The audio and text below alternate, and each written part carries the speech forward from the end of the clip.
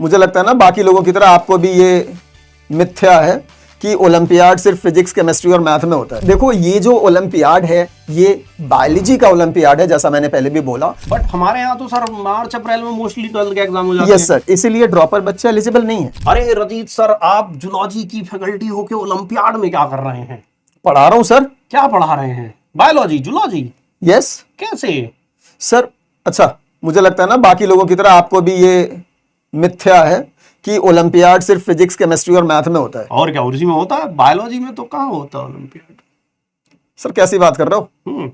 बताइए। बायोलॉजी में भी ओलंपियाड होता है। सच में? NSEB sir, national standard examination in biology. ओ भाई साहब, खतरनाक नाम। और ये सर सबसे प्रेस्टिजियस ओलंपियाड है बायोलॉजी के अंदर।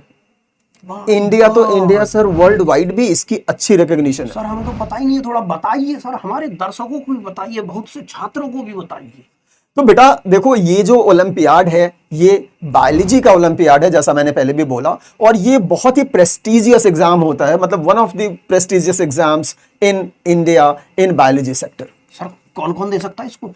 सर इसको वो सारे बच्चे दे सकते हैं जो इंडियन नेशनल्स हैं या फिर इंडियन स्कूल सिस्टम में पढ़ रहे हैं। एनआरआई? सर एनआरआई नहीं दे सकता, ये मजे की बात है। वो जो एनआरआई है या एनआरआई के बच्चे हैं जो कि इंडिया में इंडियन स्कूल सिस्टम में पढ़ रहे हैं। हाँ सर, तो वो बाहर हो, हाँ बच्चा इधर पढ़ रहा हो। यस ओके, और अगर एनरोल्ड है इंडियन स्कूल सिस्टम में तो बिल्कुल वो एलिजिबल होता है, दे सकता है। दूसरी चीज आती है सर एज। Yes sir. तो वो सारे बच्चे जो कि 15 कंप्लीट कर चुके हैं, मतलब 15 ईयर कंप्लीट कर चुके हैं and less than 20 years age group में आते हैं, वो सारे इसके लिए एलिजिबल होते हैं सर। ओके, मतलब जो NSEB 2025 देने वाले हैं वो इस साल जून में 15 ईयर के हो जाने चाहिए। बिल्कुल सर। और 20 साल से छोटे रहने चाहिए। 20 साल से छोटे रहने चाहिए। ओके, तो सर कौन सी क्लास का बच्चा देगा ये? सर ये किसी भी क्लास का हो सकता है, 10th का हो सकता है, 11th का हो सकता है, 12th का हो सकता है। हाँ पास? सर 12th पास टेक्निकली हो सकता है, लेकिन यहाँ पे प्रैक्टिकली नहीं हो सकता है। अब मैं क्यों बोल रहा हूँ, मैं क्लियर कर देता हूँ हाँ, सर। बिल्कुल।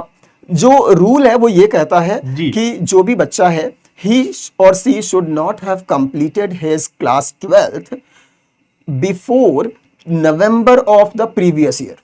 मतलब सर आप ये कहना चाहते हैं कि जो बच्चा इस साल NSEB 2025 देना चाहता है वो नवंबर 2024 से पहले पास ना किया हो 12th? बिल्कुल सर।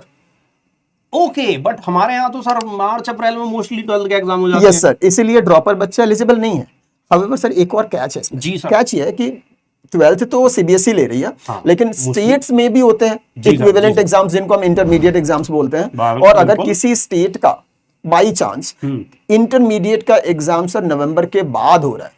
ओ, ऐसा भी होता है? हाँ, कभी मान लीजिए किसी अनफॉर्चुनेट सिनेरियो में हो गया, किसी अनफॉर्चुनेट सिनेरियो में मान लीजिए दिसंबर 2024 में 12th को पास किया है। यस, तो वो एलिजिबल है। 25 में NSEB दे सकता है। यस सर, बिल्कुल एलिजिबल है। Nice nice. और सर जो 2025 में 12th दे रहे हैं वो तो सर एलिजिबल है। और वो फिर मान लीजिए वो MBBS फर्स्ट ईयर स्टूडेंट चले जाए या किसी कॉलेज में चले जाए? नहीं सर, अगर वो कॉलेज में एडमिशन ले चुके हैं तो वो एलिजिबल नहीं होंगे। So they should not have enrolled in any college. तो मोस्टली सर जो बच्चा फिलहाल 10th में है, 11th में और 12th में है, हाँ सर, वो इस एग्जाम को लिखेगा। सर मतलब ऐसा नहीं है, 9th भी दे सकता है लेकिन वो 15 प्लस होना चाहिए। लेकिन प्रैक्टिकली ये है कि 9th का बच्चा 15 प्लस होता ही नहीं है।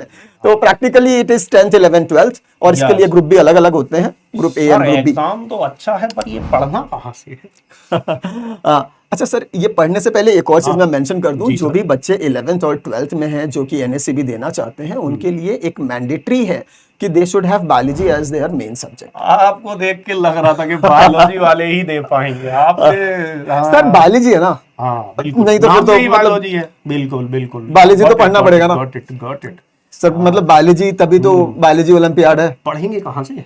Sir we have dedicated batch and we are more than happy to help. And जो बैचेस हैं अभी हमने रिसेंटली स्टार्ट किया है। ओके। और ज्यादा हुआ नहीं है सर, 4-5 बैचेस क्लासेस ही हुए हैं जो कि अभी गैप के बाद हम लोग फिर से जब चालू करेंगे तो फिर से हम समराइज करेंगे। हाँ सर, वो एग्जाम की वजह से, क्योंकि जैसे मैंने बोला 10th के भी कुछ बच्चे होते हैं जो कि प्रिपरेशन कर रहे हैं और उनका आप जानते हो सर अभी बोर्ड चल रहा है, तो उसके लिए अभी गैप दे रखा है। तो मार्च में फिर से जब क्लासेस हम रिज्यूम करेंगे तो ये 4-5 क्लासेस का हम लोग फिर से समराइज करके और फिर स्टार्ट करेंगे। तो बहुत देर नहीं हुई है। यू कैन, या जो भी बच्चे हैं they can easily enrol in those classes and continue their preparations. मजा आ गया सर, अब मुझे डाउट क्लियर हो गए हैं, बहुत बहुत मजा। तो सर मिलते हैं बिल्कुल क्लासेस में, मचाते हैं और मचाते हैं NACB में। बस थैंक यू।